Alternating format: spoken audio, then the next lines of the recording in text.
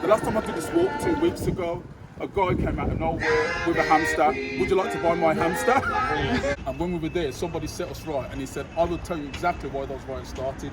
He's like, well, how can you do that? He goes, well, I was there.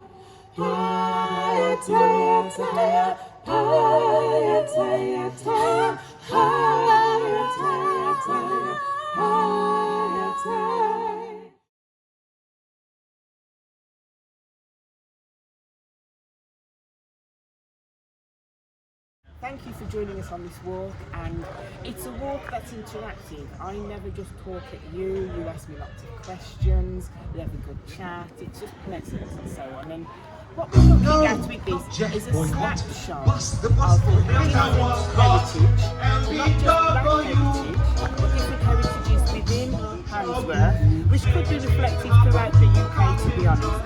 And it changes the demographics of the populations that we see. So what I actually do is start out here so that you can hear me, but I will be talking about in here. So we'll do that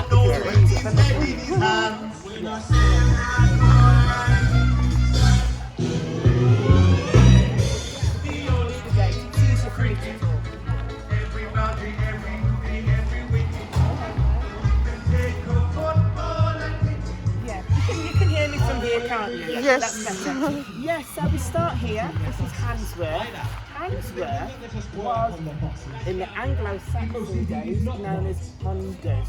And it was an Anglo-Saxon settlement, and it looked like this. So I'll get you to that bit. So this is the place, this big sprawling metropolis of streets was actually this at that time. So to give you an idea of the change and so on, look at what we were. And we were actually part of the county of Staffordshire.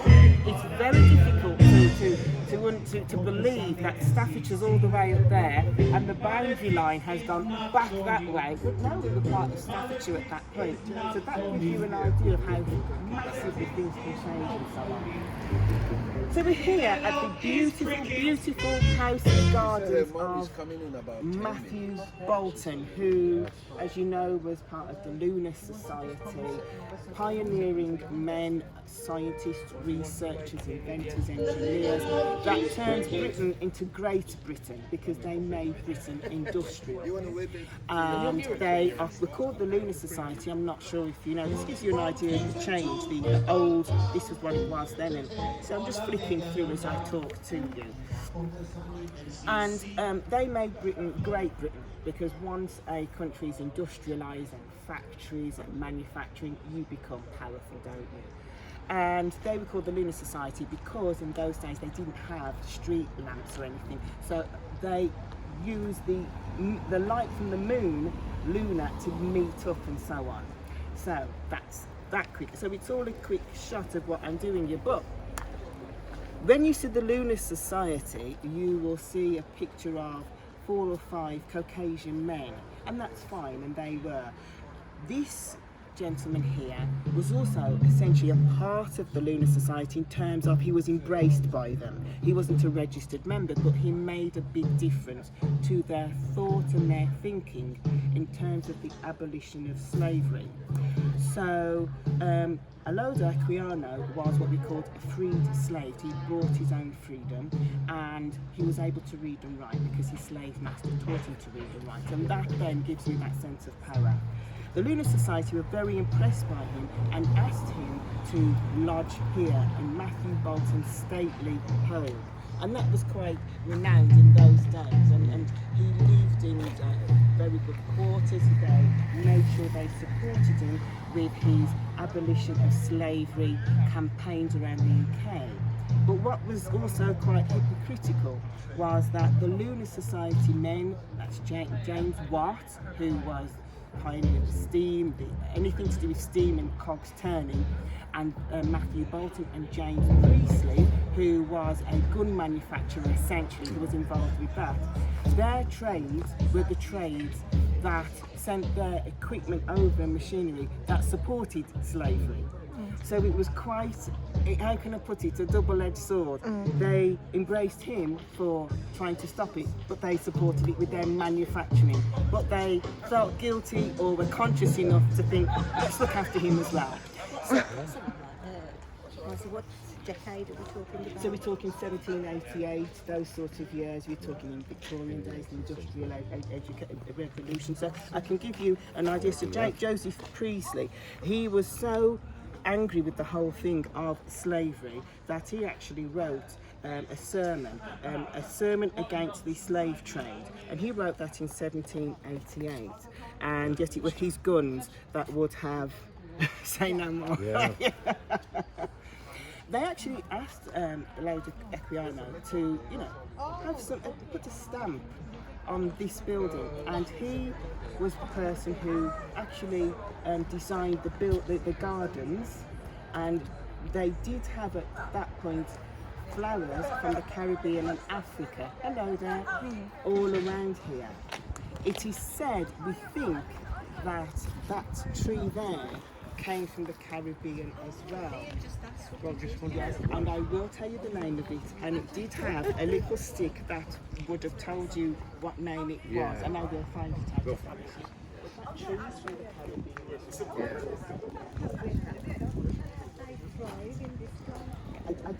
I don't know. They may be picked the hardy plants and so on. But the biggest influence is the Wendy house over there, that's in the shape of a hut. That is from his influence here. Yes. So he did that for the children of Matthew Bolton and James Watt. So it's, have a look round. So yes, so We're just having one more lady. oh, for more ladies, She's just joined wonderful. us, so. That is wonderful. That's fine. Yes. We are on. I like that, the Bossman and the girl. No, it should say cell, brain cell. That's all that's left. And the problem is, I didn't name this myself as well. Yeah, it was I was given it, and then I went on a walk Oh walking, yeah, and I because was like, he's really ashamed to wear. It's a conversation starter. Oh, just say what everybody's got. Yeah. Yeah. Yes. So where we got to, we were just waiting for one more lady to join us as well. Yes. So there was a young child that came. She said she's coming on the walk, but like there's no mother, and she said the mother's at home. So that's why we were just sorting that out. I do that to my children sometimes. Kick them out. Go and find yourself. Don't come back till. Don't come back. That's how it was in the old days, isn't it? Go and play down the street, and then when the lights come on, you can come back. It was actually. I remember, we grew up. So at least by 10 o'clock, we were all out the house on our bicycles with the basket, lunch, drinks, and we went on adventures. And sometimes we didn't even know where we'd end up, but children can't do that now, can they? That's a shame. No. Their adventure is this PlayStation. Have to do it virtually. So it's that sort of thing. But so I will be the main talker essentially, and Gary will interject and add his little bits in and so on. But it's a balance thing in terms of I'd like you to ask questions as well. It's not us talking at you. We're all having a conversation, chatting and so on. That's fine. So you're waiting for. And can I just remind you? So we've just defined that. You just saw that, didn't you? I will join in little bits when I'm asked to speak. You have to have a signal. Yeah, that's it. It's stuff. I used to work for the Environment Agency. I spent a lot of time around this area. And there's just so many little bits of Matthew Bolton washing all the rest of it around. You'll look over a wall, there's a little waterway. They were desperate for water because they stored that, and that was their power before they decided to pump water and then it developed, and then they got better steam engines and all the rest of it. But there's still bits of it around. And essentially, it's a shame, really, because it should be a national trust. This is priceless. And I mean, I tell you what I have found. Richmond Gardens, just down there. Do you know Richmond Gardens? Look at that. Have you seen the state of it? Is it in a bad way? And if you were able to go in, beauty, it's priceless. It's a priceless gem. Hello there. So this is our final. Hello, how are you? So, Are you here for the walk or are you here for the event? I was just here for the event. Oh, Has the walk just started? We're going to start one now. There's one now. But it started about 10 minutes ago. Just sign in there and then we'll leave. Yeah.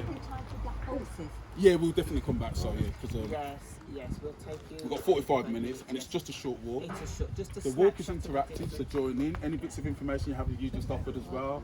This isn't a developed walk, it's developing every time people come on it as well, because we find out more news, more information.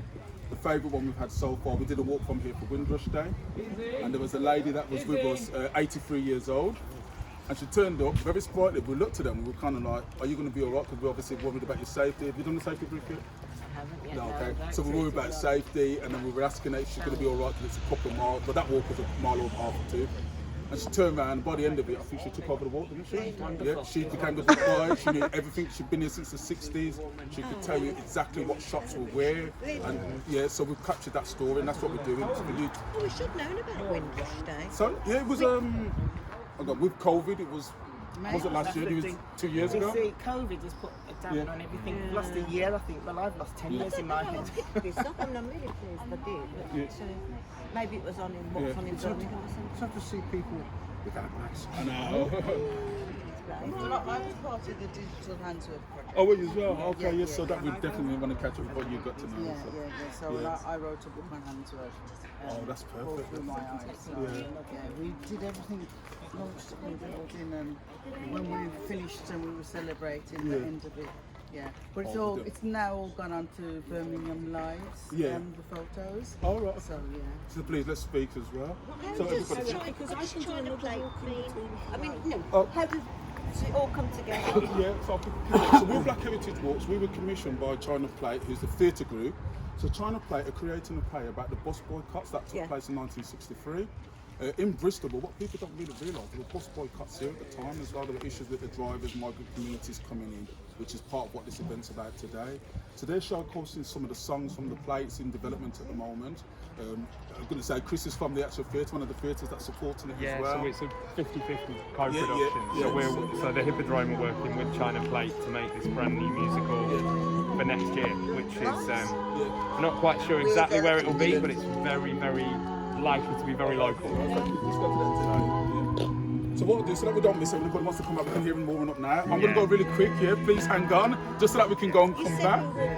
We're walking, Jenny, it's not far as well, it's not You're far. just going to speak quickly.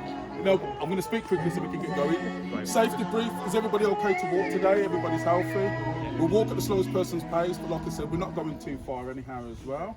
I'm very slow. Are you very slow? All right, well, I'll be at the back in here, Marcy will be leading at the front, and don't feel any pressure. Please keep an eye on roads when we're crossing the roads. We'll try and make sure that you're safe as well. If there's any problems, just ask me or Marcel. Like I said, it's a small group as well. You can add in any part of the walk. You are part of the walk as well. So, feel free to join in. And with that, you've done here? Handsworth has its own highway code, so if you see me go like this, it's to keep you out of the traffic. We're going to be good, it's a good day. It's a very short walk as well. And I'm going to tell you one funny thing that happened, if you're not familiar with Handsworth. The last time I did this walk 2 weeks ago, a guy came out of nowhere with a hamster. Would you like to buy my hamster? So just be prepared for anything, okay? So if that will make on. Anybody who missed this part of the tour, I'll talk about Soho House when we get back. Oh, okay. Have you done it? Yeah, okay. So please Walk and talk as we gently go along. But what I'd actually like you all to do is have a look at how many different religious buildings there are. Handsworth has developed to be one of the most diverse areas of Birmingham, and it has been said that over 100 different nationalities, etc., and languages are spoken here. To the point where Handsworth, particularly the schools here, have had to take on teachers who are multilingual, bilingual, etc., to accommodate all the different languages in a classroom, which is quite profound actually. That doesn't necessarily happen in lots of other schools, but here it has had to be. Now, the development in terms of heritage, you could kind of say, has started with what I would call Anglo-Saxon Caucasian, and gradually the whole thing of Irish and the black people coming into Handsworth. So, the signs, no Irish, no blacks, no dogs. they were prevalent in most of the living room windows of all the houses here, because this was an area where mainly Irish people came to live and black people. Now, I'm actually doing a research project with this whole concept of no Irish, no blacks, no dogs, and to look at the psychology of the people that felt the need to write those songs. Not so much the black or Irish community that came in. And what was quite prevalent is that the people that wrote those songs weren't actually racist, they were frightened. A new set of people are coming in, they felt fearful. And that's the real need to do that. We're going to stop here for a second. And When are you talking about? so we're talking 1940s, 1950s. So there's fear. It's pre-Ring Road. So in terms of heritage development in this area, that has been going on since the Anglo-Saxon days of change. And Handsworth is an area where the most diversity change has happened. So I actually when I actually spoke to the professor I'm doing this work with, I actually thought the no Irish was put at the top and then no dogs, because the Irish were white and so were seen slightly better than the black people. It's not. It was the Irish that were really hated. They did not want Irish people at all, and that's why they were put on the top there. So that gives you an idea of the psychology of how the communities were, how can I put it, appreciated or not coming into this area. We've actually stopped at this building here, Supreme Works. So you know London Mint. This is the Birmingham Mint. And look at it now. This building was essentially overseen by Matthew Bolton. He created the coins that basically financed his businesses and all of the Birmingham, all of the West Midlands. Those mint coins were made here. But the gold that was used to create those coins was stolen from Africa. Now, because we can say it was stolen from Africa, you know, but we never came here legitimately. Now, what he did do, Matthew Bolton, because he was also, it's quite ironic, an abolition of slavery, he did bring up a big nod to the fact that this was from Africa. If you look at the detail, so if you look at the lines at the top there, and you can see the plinth, the Egyptian plinth there, and also some of the detail just underneath the circle windows there. It's a big nod to the fact, you know, it's Egyptian, there's Egyptian details there, it's from Africa.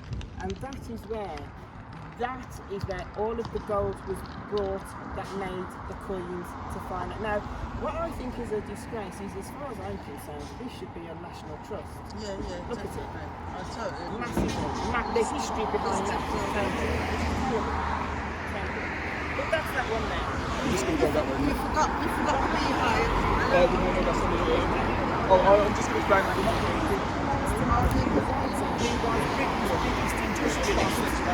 But anyway, I don't want to rant on. To go back to this building here, so what you're having a snapshot. Just hold this a second.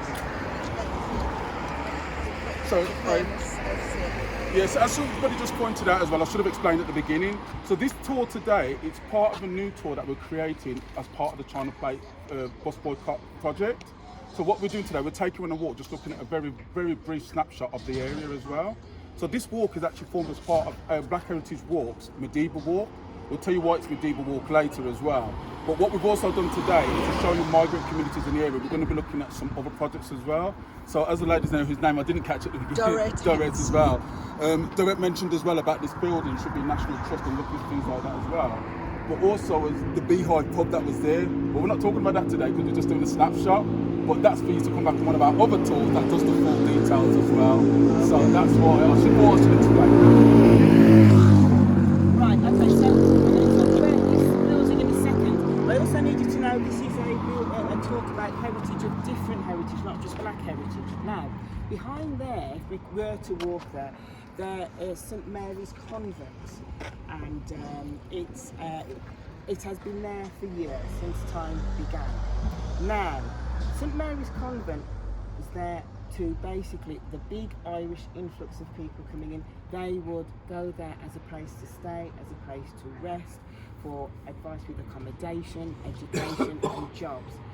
One of the things which is quite profound about Handsworth has at least 5 to 6 different Roman Catholic churches. Can I say Roman Catholic churches? Yes. 4 to 5 in such a small area. And that gives you an idea of the huge Irish population that was here. Most areas you have a couple of convents. There are 5 different Roman Catholic churches and then a convent. So that's amount is needed, and these Roman Catholic churches weren't just churches, they housed people, they people under refuge, under distress, and that was what they served. Yeah. Did you want to say something? No, sorry. You got that look like you want to say something. People do ask me any questions you can. Why did the Irish want to come if they were so unwell? Well, basically, this was even pre-World War I, the potato famine. That there was what happened. A load went to America.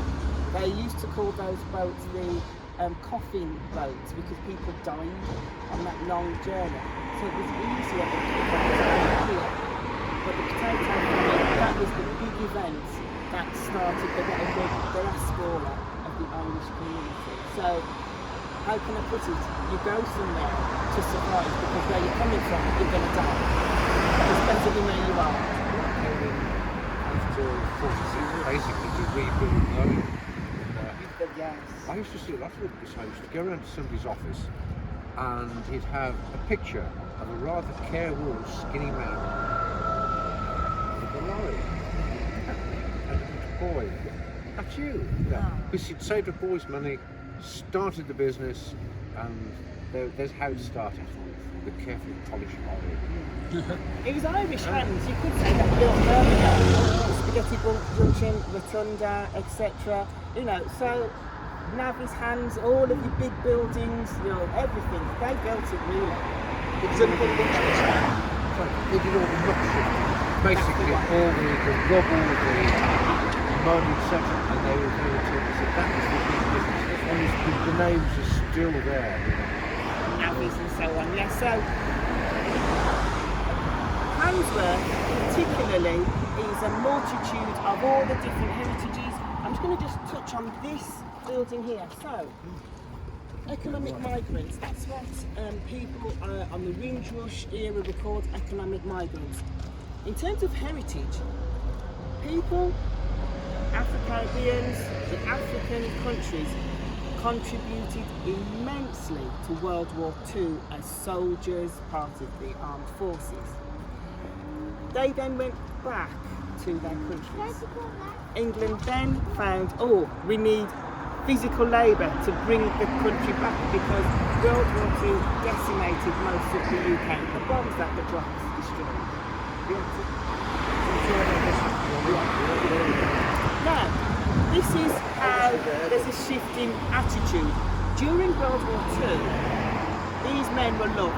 Thank you for coming over to help in the war effort. God bless you. Went back, came back to help, based on the fact that Britain actually sent ships over to bring them back. They came over here and the attitude was very different, very cold, very hostile in places. And it was strange because they were only coming back to their motherland. And I remember my granddad, for example, having dear thoughts of the fact that I love the Queen, I love Britain, I'm British, as much as he was born and brought up in Jamaica. So, with that there, we came en masse, and there's this whole thing of a migrating community. But a lot of African Caribbeans at that time, West Midlands they were known as, didn't see themselves as migrating, they saw themselves as coming back to where they really belong. So to see signs like this, and then things such as not being able to apply for a bank loan, get a mortgage, etc., you can't understand. Anyway, long story short, this building here is what you would call our black bank. We weren't able to go into Birmingham City Centre at that time and go and sit with the manager at Barclays and apply for it. It wasn't going to happen. What happened was there was a group of black businessmen who after World War II stayed here had the foresight to and decided to create a sort of like business credit union organisation. And it's a good job they did, because this here was known as FCF back in the day, and that stood for Faith and confidence. Faith and Confidence. You've got it, my friend, you've got it, yes. Faith and Confidence. And it was the only place that a black person could go in to be able to set themselves up, etc. It's called Reminisce now, and if we could take you in there, it's a bit like a time capsule, because all the furniture and the way it was laid out is exactly the same back then, and it's still black owned now. So we're going to start to walk up to the next point. Because I'll talk too much. Get it does. Yeah, it's Sunday nights. Since the lockdown, I'm not sure, but I know Sunday nights used to be their best night. Saturdays was their good nights. It's domino night, Alice. No, it's just the elders that It's come the on a elders. Sunday night. But I'm not sure since COVID's happened. Yeah, it's opening changed hours are. everything, hasn't it? But yeah, it was. You would walk in and it's literally wonderful inside. People from London, Manchester, they come from all over just to come, just have a night. There used to be 3 floors, then it went down to 2, and at the moment it's just 1.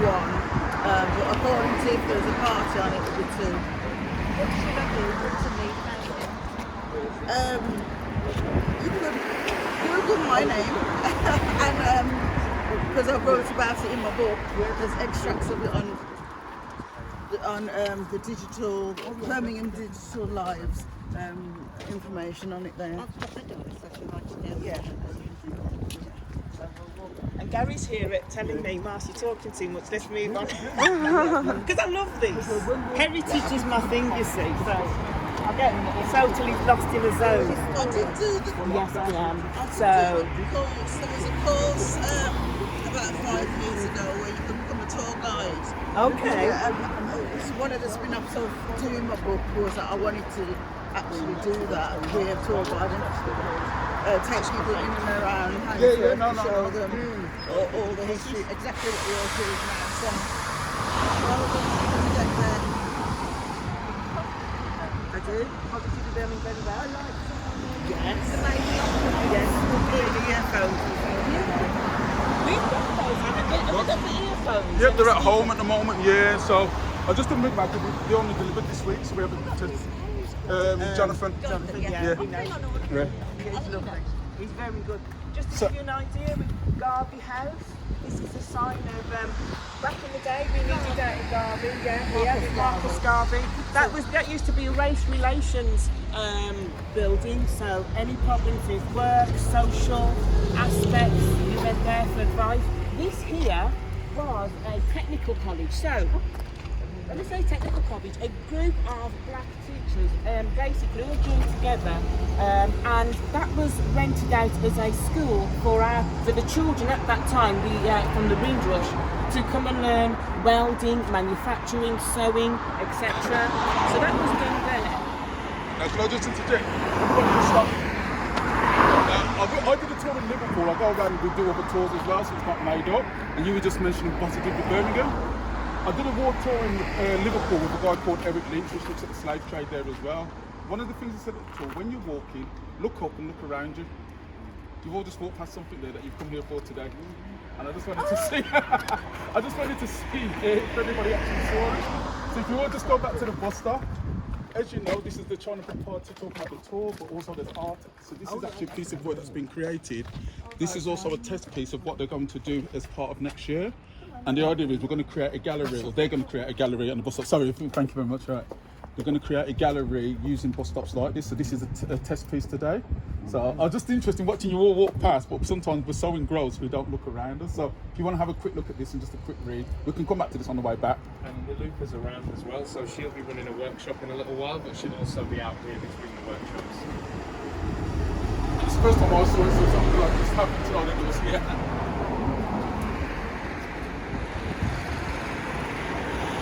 The idea with this is taking people's stories that we're here today to collect, or even just to get involved, and then we create pieces of work like this as well. And this is all part of the Commonwealth Games plan as well.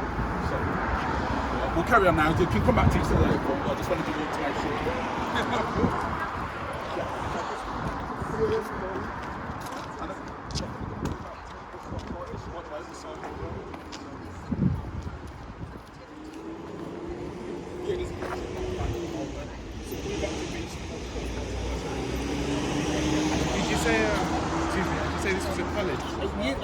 apparently it was. Now we've heard that it was from an oral story of someone who attended there. So Have you been in there? we have to believe what someone tells us if they said they've attended So there.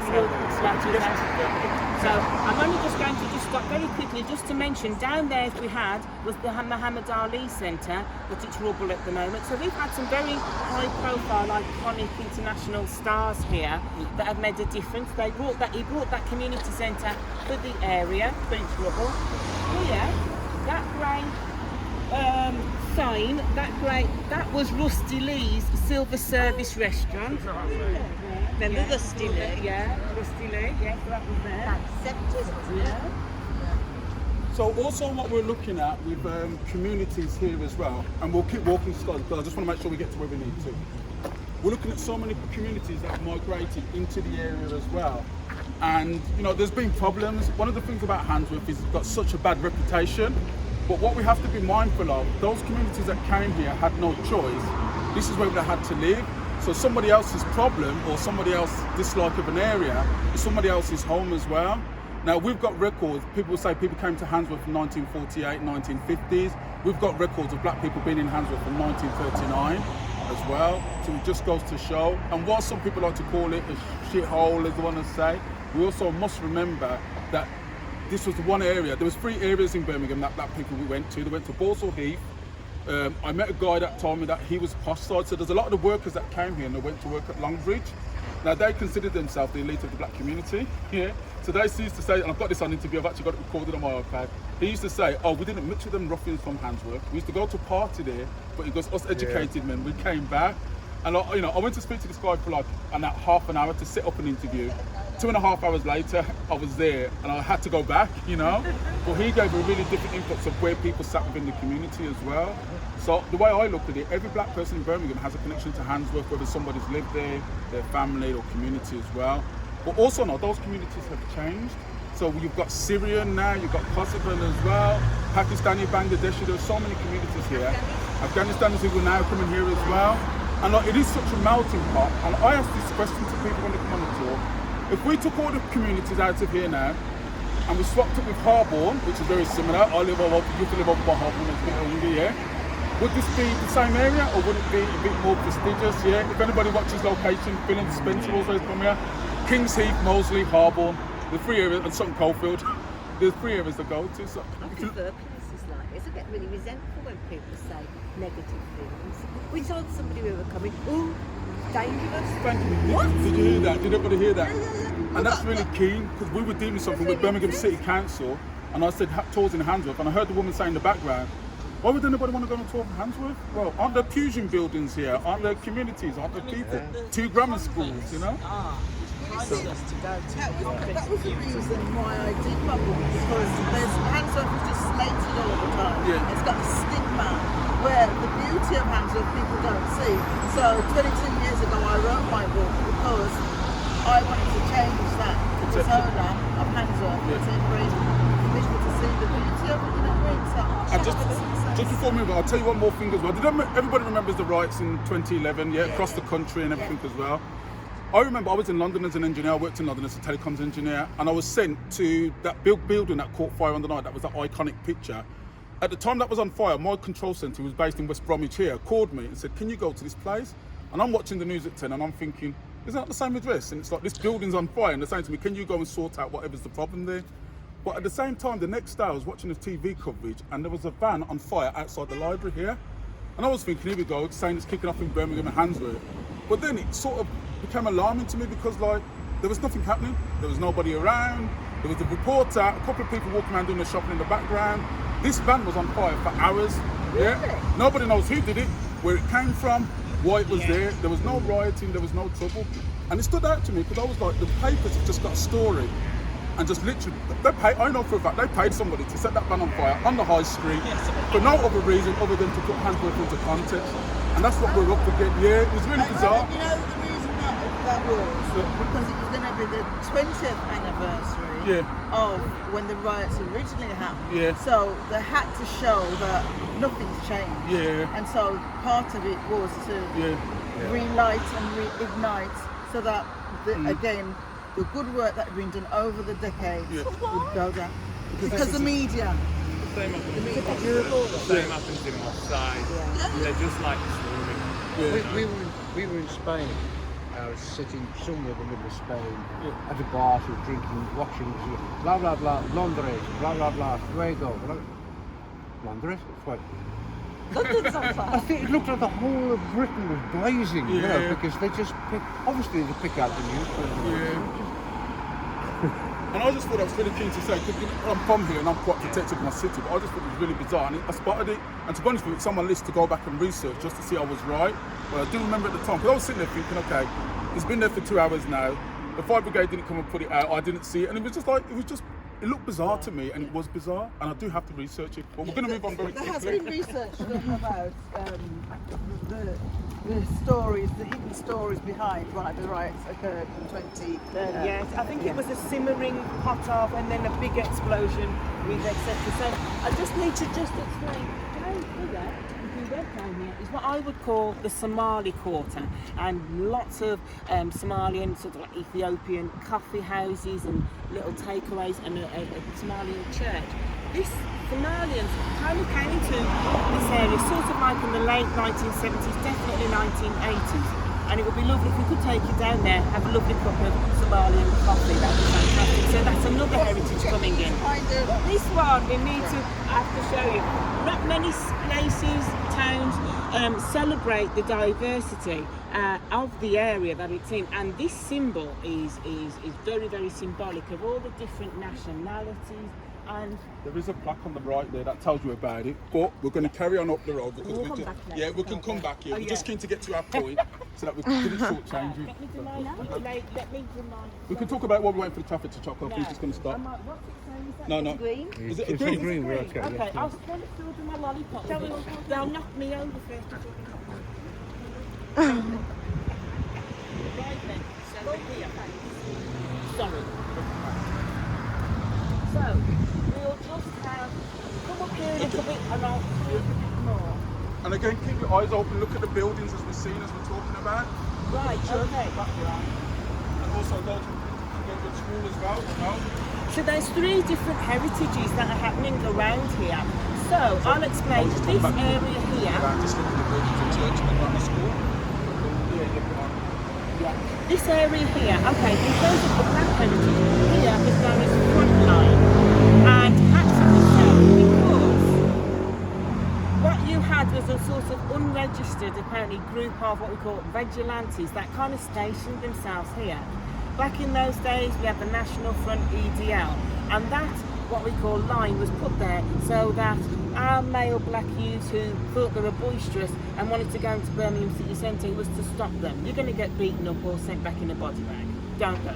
In fact, we're going to make sure you don't go. A physical line. Essentially, yes.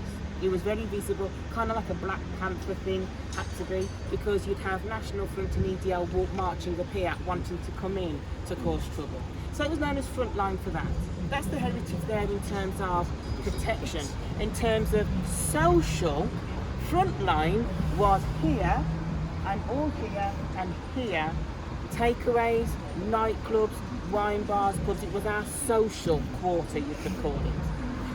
How social it was. These buildings here, apparently, were the buildings of magistrates, accountants, doctors, lawyers. Very, very posh and well-to-do looking. Underneath, though, I'm just going to keep moving. I'll show you. As well. Also, just to give you a picture as well, there's talks about the climate at the time, and the police station, which is on Thornhill Road, just the road, when they were bored, when they had nothing else to do, or when they needed to up their figures, used to come out and harass residents around here as well. So literally, if they needed to pick up, like, you know, they needed 2 more arrests, they would literally just wind you back and say, thank you. Thank you. And it's been reported, yeah, that, and I've seen this in written reports as well, the Guardian or one of the newspapers sent a reporter here to go and report on the problems of Birmingham.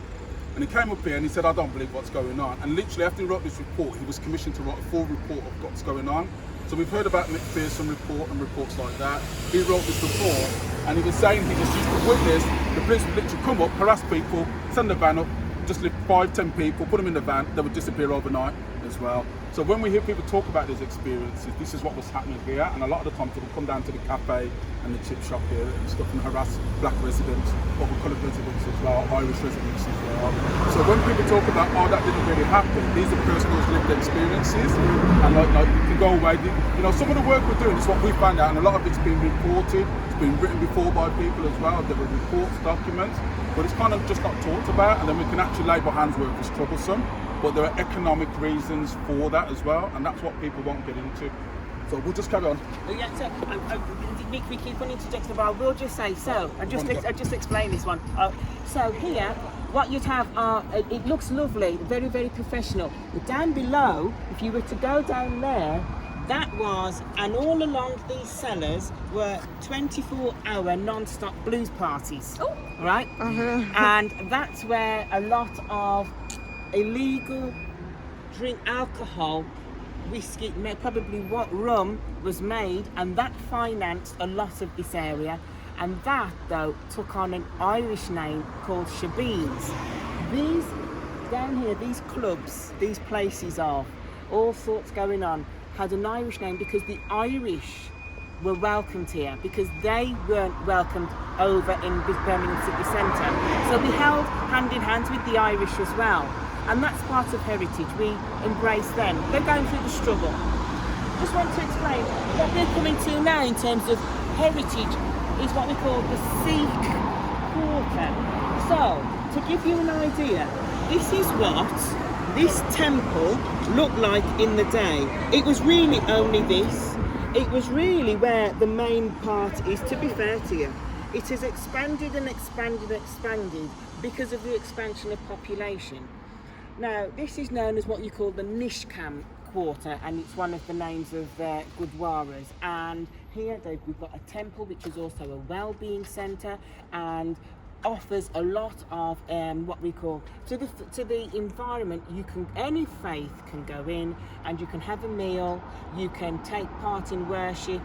You can take part in what they call purification. They pour water over you for everyone. They embrace the whole community. We've got a Nishkam centre there as well, where you can go in for health and education. Yeah, that's all. Well, you said you've been to a wedding, you've written about it, you've been in there as well. I usually go there. It's a lovely place. Okay. The club was called the Monty. He changed his name. The club later changed its name to the Monty. The Monty, because it was Rialto. We've got. Here. Oh, here, yes, sorry, here. The Monty. Yeah. That looks like one of my pictures actually stretched. Is it? Yeah, okay. We've got to sit and do coffee. So this building was only really this bit here, but they've expanded it and expanded it, took on that building as well, again to show the expansion of population. And it was previously the DHSS. The DHSS that we're going to see on the left-hand side now was actually here. Okay. And then, and it was the job centre, and we'd go and sign on in here and take the benefit. Oh, yeah.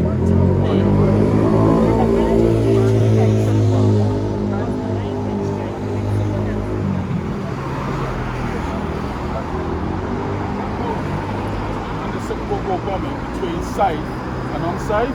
So all the bombs fell on the Glory Quarter over there, and being the safe side, hardly any bombs dropped on it. I've seen an air raid warden's map. Yeah. So yeah, just everywhere. And that's where it's taken so many from. incendiary bombs, you know, things that didn't go off. Yeah. And they would mark off everything. And Yeah. it just blasted. And this is the thing, you see, so when we look at it, don't forget, Handsworth wasn't part of Birmingham, it was actually Staffordshire. Yes. And then it was integrated very, very late indeed as well. So Birmingham at the time was really a small area.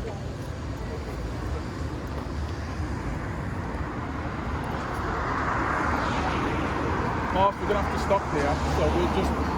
yeah, we're just going to have to stop it because everybody wants to get back to see Black Voices. Oh, right. Well, Yeah. should we stop now then, Yeah. if that's the case? Because yeah. Black Voices, I'd like to see them So start. unfortunately, yeah, because like, we got talking so much, as I said to you as well, and because I know you want to get back to see Black Voices, we're going to finish the tour here. I mean, our full tour normally goes quite the way up, so it's quite a length of time. This was just supposed to give you a snapshot of it as well. But what we'll just do, we can point from here. So we were today meant to finish at the library. So the building with the spire, for those who don't know, remember I just was telling you guys about Staffordshire. At one point, that was Staffordshire's county council building there as well, the old library. For those who haven't been into it, it's an amazing building. I've got a bet with people that everybody in Birmingham at some point has been into that library to do some kind of course. Because it's obviously this course. I did motor mechanics there when I was 15, and that's actually now saying quite a lot. Now you're confusing it. There's the library, and then there's the college next door. Next door, sorry. Yeah. So you have to be careful when people write books. I used to work at the library, so I know the building. You're right, actually. You know what I mean? Handsworth Library. I took 4 historians on board last year, and I was there trying to remember my dates and stuff because I've got people. I love this because I love it when people put us right because it's not about us. You tell us how it really was, and I love that. I think it's fantastic. When I was talking to you earlier, how important it was. Most people I know have done a course of some description, whether it be hairdressing, motor mechanic, vehicle studies, CNC lathe setting. This was done at part of the college there as well at some point as well. But if you ever come back on our other tours or you come back, we would get to there as well. The police station I talked about, again, was an old building as well. That was partly at the centre of the riots that we talked about, that was caused as well. Just to give you an influx, when we come on the tour, people talk about what they did. And when we were there, somebody set us right and he said, I will tell you exactly why those riots started. He's like, well, how can you do that? He goes, well, I was there and he wouldn't trust me. You know, so again, we let him tell us, because he felt very grieved about it. And it wasn't just about people got up one day and wanted to start rioting. He said there was a very good reason and cause. So sometimes you get these nuggets where people come on today and they can share a bit more with you as well. And then we can carry on. As you know, this road, there are shops all up the side as well. I was just talking to the group at the back here, so anybody didn't hear me as well. There was a point where there were, well-known brands and name shops used to be on this road. And then eventually they all started pulling out. But if you go back and you look, when you do a tour, we say to you, go and research yourself afterwards, yeah? If you look at the really old pictures of this street, you will see it was a pristine street, shops. It was one where shopkeepers would come out and sweep their own pavement, had the blinds and awnings as well. So the question is because they had these very nice big houses, where you could, as you were just talking about, you could split into 5 and 6 rooms. That's why the communities came here, because of the houses and the areas as well. And more shockingly, I was looking the other day, I was actually looking prices of houses here just to see what it is economically. And I was really shocked that it's so expensive here. So you've got this area on one here that the lambast and say it's really troubled, it's poor and poverty, but the prices of houses are probably more than you would expect. So what does that start to tell us about the picture that's being portrayed by media and by other people? And, I'm not belittling it, it does have poverty issues, it does have that as well, but if the house prices are running with other areas, doesn't that tell us something else is going on? So... Wrong house, right house. The markets as well, Yeah. church markets. Yeah. Where it was originally at the top of Holyhead Road, there's a statue of a bull up there. So there's quite a lot. Look, today we haven't even touched the surface. There was so much there to talk about as well. Can we do the whole thing? You can book onto the tour at any time as well. So we have a booking tour. We'll give you a card when we get back, and you can come on that. We've got several walks that do Handsworth. Again, we go to the park as well. Handsworth Park, it's an old Victorian park, and it's got so much history as well. And there's a sound system in the area called Rossica that play. We do talk about sound systems at a later day. And they said that one of the last parties they did, one Sunday, they used to just get up, put their sound boxes in the park, and literally people would just flock. They actually got shut down by West Midlands police, who said that they didn't know what was going on at the time. They had to scramble the police helicopter to try and work out what was going on, because they just said like thousands of people descended on the park. But there was no trouble at the time. It was just that kind of community spirit. And as I said to you, down here, as we walk through the road, you really got the smell, the sensation. You would have seen all the shops as well, and just get an understanding that this is such a mixed area of communities. And I don't know if you've noticed, as we're walking and you're watching, you're seeing everybody's looking at us, what's going on there? Why wouldn't there be a walking tour in Handsworth? But this isn't the only one. There is also, we're actually trained by another organisation, Riots and Rebellion, which looks at the Priestley family. You might have heard of the Priestleys in Birmingham. So if you're into your history, you understand how Birmingham was shaped again. So we're talking about riots 2011. This city's got a reputation for rioting going right the way back to 1800s. Well, I call it the protests about human rights, because the riots were more protests about the social injustices that were happening here with workers, racism, sexism, which leads us on to the whole thing of the Ida B. Wells walk that we do in Edgbaston, because she was invited over here by the suffragettes. And as you know, Ida B. Wells is the leading black female civil rights activist. So there's that walk we do there as well. we give you our card if you feel. Yeah, of course. So we're just starting to make our way back. And like I say, it's not a far walk, so you probably think we didn't go far, but there's just so much to talk about. You know, there's so much to research and look at as well. Yes. So, I mean, some people say history is my thing. Yeah, it is. I love history, I love heritage. But for me, it's not dates. I actually couldn't tell you the date that something happened. But the actual event and the social impact it has on future generations is what I'm interested in more than a date. So for me, I'm kind of obsessed with World War II, because World War II was a massive game changer in terms of workers' rights, women's rights, racial rights. Every right stemmed from World War II, and the fact that, you know, the women, for example, weren't kept in the kitchen anymore. They came out onto the field. They were part of the factory lines that created the one. And I think they got impetus and power to say, one day we're not going back in the kitchen. We're going to be members of this society, you're going to pay us, we're blah blah blah. I love that. And that's why I'm able to work, you're able to, that didn't happen. Well, the Labour Party won by a landslide after the Second World War. This brought in the National Health Service, all sorts of educational changes. And, it really was a game changer. Massive game changer. I love that. And that's what how can I put it on that terms of author can turns me on about a certain part of history. This is what happened then, and look at the effect now. Yeah. Something else that happened. That was the Paralympic Games. Yeah. That was the first time that So people with disabilities were recognised as subnormal. These are, you know. So and it's that sort of thing that I love. And stuff like that. For what they can contribute. Yeah. They've already contributed because they're giving us the opportunity to show them love. Well, you know what? I'll be honest with you. Yeah. So I'll tell you truthfully. So the first Gulf War, I didn't go to the war, but I was there. We can cross in that side field. I didn't go to the war, but I've been to that region. Yeah. Can I be honest with you? In some cases, they've got a better lifestyle than us. You know, and like it's like in the Middle East, it's like in the afternoon, everything shuts at 1 o'clock. Yeah, so it opens probably 9, 10 if you're lucky, shuts at 1, yeah, opens up at 5 o'clock, and then the city or the area becomes alive at 5. It's social, there's people going out drinking coffee stuff. Now, we have pubs and stuff like that, but I mean, they don't have pubs there, so it's just people going out drinking coffee, socialising as well. But it's got a better feel to it, it's more, you know, it's more palatable. You know, you don't see people getting drunk and then falling out the street. It's just like, you know, you say to people, you haven't experienced that, so you can't comment on it. You know, we've got to get away from our way to a better way. You know, you're from the Caribbean, people talk about Barbados with a lime, they just go and chill and hang out. You know, is that any different to going to the pub and getting smashed? Well, it is, because you just go to the beach and chill out. So we have to take into context other people's experiences. And you know what?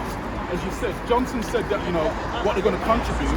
Everybody around the world's contributed to this country. You know what I mean?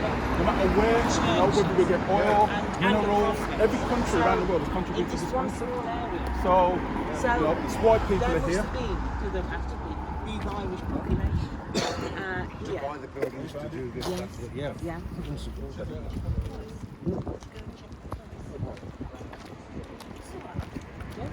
Are you serious?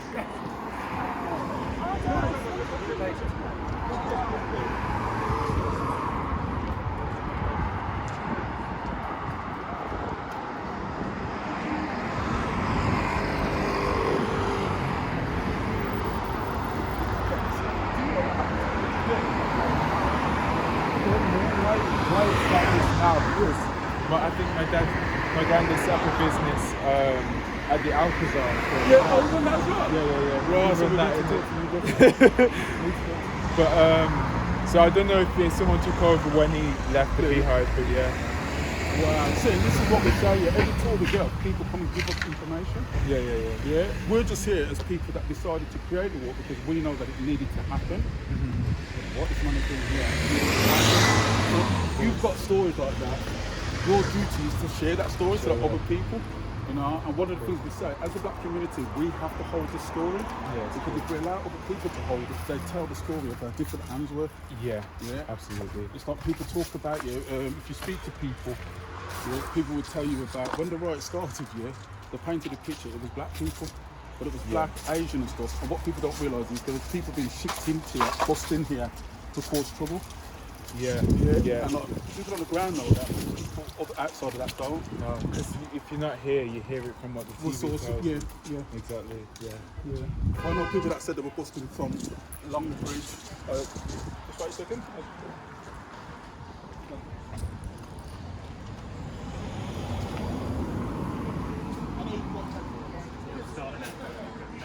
One of the things that I did do was I sat back and thought, well, how do black people live?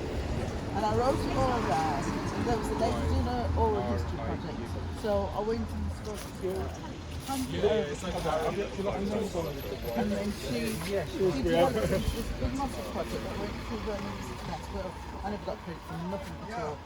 And it was only when I came to the event and it was an exhibition. So that's interesting. And Tom, there's an event and you found out the police would pop down here as well. And it was all right. So we were doing a World War II event here. Never ever got any And the day before I got a phone call from the police and I'm like, what are you bringing me for? Because you're the event organiser here.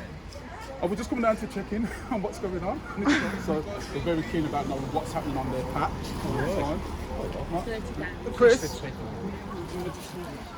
So are we going? Hello. So, hello.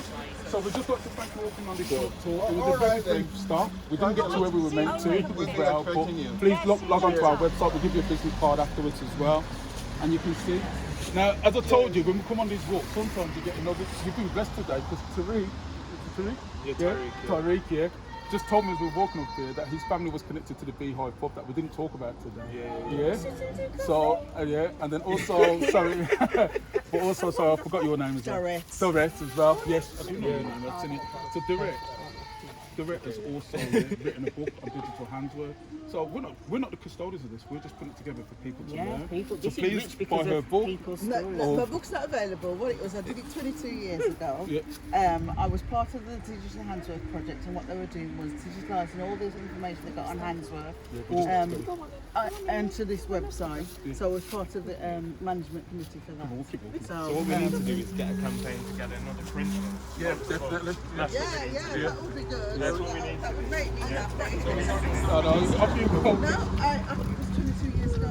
So Britain was only 150. So I've seen you before somewhere. You students or doing this course? Or? No? It's a black event. Sorry? Black event. Black and A black event and you back because I probably I've seen you before because you like to film a lot of Yeah. stuff. Yeah, I've seen you. yeah. What do you do with it? Do you post it? On YouTube. You post it on YouTube? Yeah. Oh, okay. You have to give me your details after. Yeah, I will.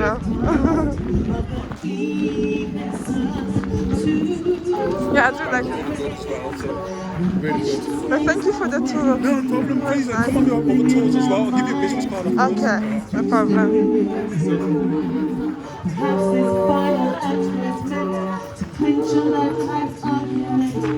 Nothing comes to violence, no, nothing ever could. Oh, it's fun beneath an angry star. Lest we forget how fragile we are.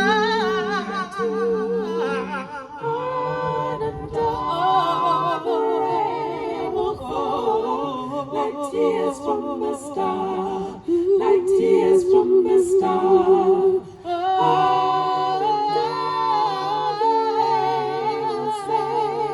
How fragile we are, how fragile we are. Higher, higher, higher, higher, higher, higher, higher, higher, higher, higher, higher.